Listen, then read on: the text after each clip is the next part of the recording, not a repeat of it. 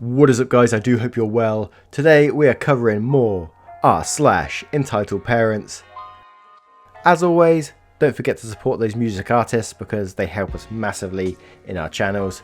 And if you're new here, please consider hitting that like, that subscribe and that notification bell if you enjoy the content, of course. And with that being said, let's get into today's stories. Much love, guys. Our first story is from Manga Fanatic. My unbelievably spoiled grandfather. I was just reminded today about my jerk of a grandfather who died well over a decade ago, 12 or 13 years I think, who screwed over my father. So this douche nozzle was spoiled like you wouldn't believe as a kid, since he was the only child and didn't really have any cousins to compete with for attention growing up. His family was wealthy, owning acres and acres of land and lumber mill as well as other businesses, which even included a theatre. Just how spoiled was he? I could list the cars, clothes and expensive toys he got, or just point out that on his 16th birthday he got a motherfucking gas station as a present. So yeah, dude was about as spoiled as one could get. He married the most popular and prettiest girl in his high school and had 4 boys with her. My dad was his first kid and he made his life a living hell because he was jealous of the attention he got, and later probably because my dad was smarter than him too. He pressured my dad into playing football even though my dad is more bookish. My grandfather also stole from him and one of my uncles because he couldn't run a dang business to save his life. Money my dad was saving up for college, but since he was still a minor at the time, it was supposed to be managed by his parents, who seemed to think that it was their money to do with as they pleased. He stole my dad's inheritance from my great aunt. He'd apparently stolen from her before. Well, after cheating on and divorcing my grandmother and marrying one of his son's girlfriends, because he has to be sure he does every arsehole thing in the book before he kicked the bucket, he moved out into the most rural parts of the Ozarks to get away from black people. That was literally his only reason why, and made friends with actual KKK members and probably became one himself. In the last years of his life, he spent what little money he had left recreating the gas station he got as a kid, and apparently bought some new ponies as well, because of course, and ended up running it into the ground right before he died, leaving his second wife and the son they had with debt, which they ended up having to sell their horses, which their sons got attached to, and some other things to pay. On his deathbed he conveniently became a born-again Christian who decided to ask for forgiveness from my father and others before he died because he was so sorry. AKA, I want to get a golden ticket to live in the clouds with bird people, a hippie dude I'll probably hate, and his dad who'd probably hate me because this book I have said it'd be the shit and I want to go there, so here's a fake apology. I swear sometimes I wish I wasn't an atheist and could believe in the Bible so that I could believe this dude went to hell. But I settled on the fact that one of the wolf hybrids that one of his KKK buddies brought to his funeral pissed on the floor during service. Oh dear. I'm not sure if I should be laughing at death, but you know, that guy did sound like an arsehole. Our next story is from Platy Pug. Mum makes son commit crimes. Okay, I'm a long time creeper and my brother told me this story would fit perfectly here. Also normal stuff. English isn't my first language, so pardon terrible grammar. Okay, so a little backstory is we live in a very rural area. My brother attends a small high school type place for people who need some credit recovery, so of course there are going to be some brats that go there. So on to the story. There is a kid, let's call him NK for short. He always talks about the fact that his mum lets him drive himself along with a few of his friends to school, even though he doesn't have a license or isn't even old enough to have one. He is 15 and in my country you must be 16 to take your test. One of the teachers overheard him doing this all the time, so decided to call the police, along with NK's mother. Apparently the police arrived before and the mother and NK was extremely nervous, telling them that he thought he was allowed to because his mum let him. They started to explain to him the dangers of doing so, but then saunters EM, angry as if they murdered her son. PO, police officer, dialogue is what I was told, so summed up. The EM said, "What are you doing? Don't touch my son." The police officer then says, "We were called here on a report that your underage son is driving without a permit or license." "Yes, I let him." "Why? Do you understand how dangerous that is? Plus he had children in the car." "I know, those are his friends. I let him because he's a very good driver, so it's fine." "No, it's not fine. If he keeps doing it, then he's going to have to come with us to file a report." NK says, "Mum, it's fine. I can get someone else to drive me." "No, it's not fine. You can drive yourself. He's not going to stop driving. I am his mother and I said it's okay, so it's okay." "Well, I'm sorry, I'm going to have to take him in." And just like that, she got a kid arrested right in the middle of class.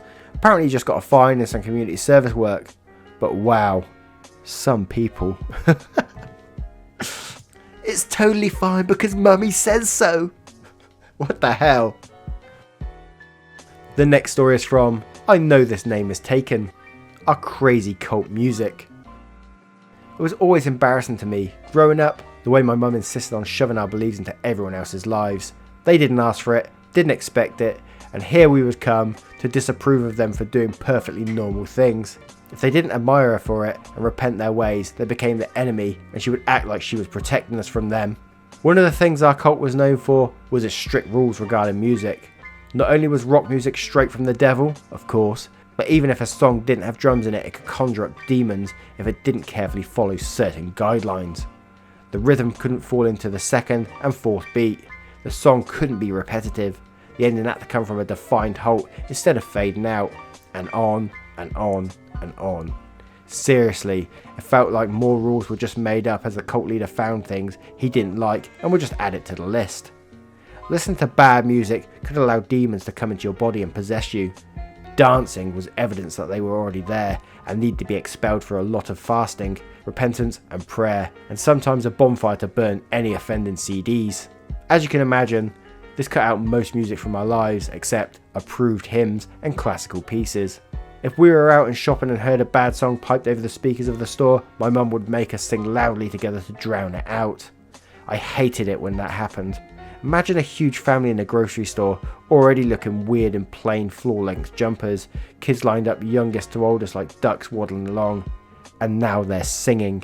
My mum said this was our responsibility to show everyone the error of their ways and let them see how to live a better life following God.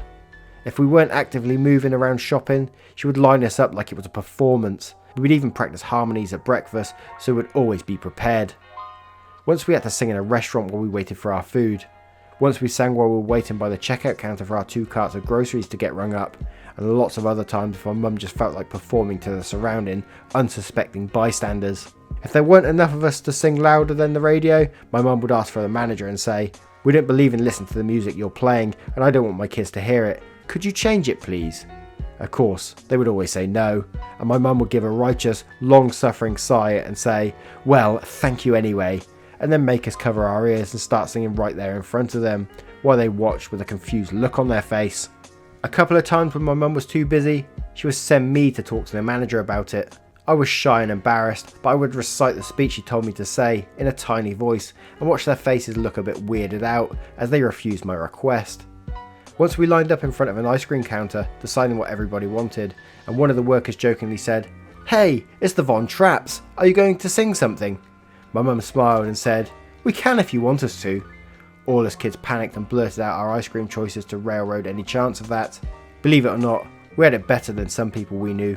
I once went Christmas shopping with a friend, and her dad made us wait in the car while he ran inside every store to see what kind of music they were playing before he would let us go in. We didn't get to go in any stores that day, and instead got to listen to him preach about how important it is to guard your ears and not let any of the devil's music get into them. Holy crap! How is there cults like this? That is insane! That is so sad at the same time. That you realise how scared you was, like walking through the shopping centre dressed like that, having to sing at the top of your voices, embarrassed. Oh god. As a child, how... that must just cause so much anxiety in a child. That's ridiculous. I'm not foolish enough to think there's not cults out there, but to hear these stories about the having to sing in front of people in cashiers and stuff, it's just so sad. I would love to know what you guys think of that story, because I just find that one incredibly sad that someone's having to go through that pretty much against their will as a child. It's so stupid. Anyway guys, thank you once again for being here. Your love, support really means the world to me, this channel and this community. It sounds really cheesy, but I truly do believe this is a community-based channel. So if you ever got any issues or anything, come talk to me. Honestly, the door is open. I'm on Discord, I'm on Twitter, and even in the comments, just come talk to me. If you got any issues, just need an ear to listen to you, I'm always here, baby. Much love, guys. Take care and have a great day.